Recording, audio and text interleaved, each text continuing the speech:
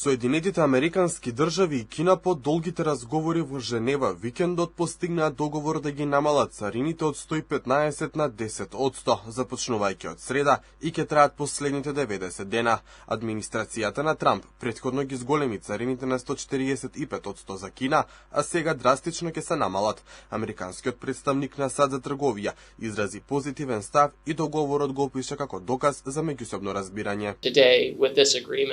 Со овој договор се согласуваме дека нашата реципрочна царинска стапка ќе се намали на 10% од страна на Соединетите Американски држави, што значи дека се намалува за 115%.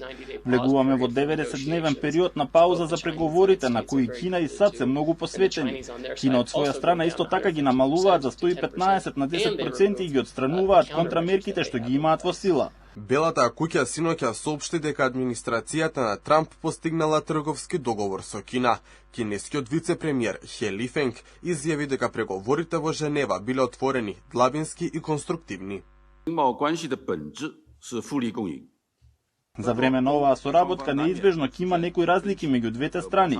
Клучот е да се следи принципот на меѓусебно почитување, мирен соживот и соработка од која сите имаат корист и да се најдат начини за правилно решавање на проблемите преку диалог и консултации на еднакви нозе, со цел да се поттигне стабилен, здрав и одржлив трговски и економски однос меѓу Кина и САД. Глобалните инвеститори го поздравија договорот за царините на САД и Кина, оценувајќи го како леснување на трговската војна што ја започна американскиот претседател Доналд Трамп со огромни тарифи. Вредноста на американскиот брезански индекс падна, а на кинескиот се зајакна на највисоко ниво за 6 месеци по објавувањето дека трговската војна е привремено прекината.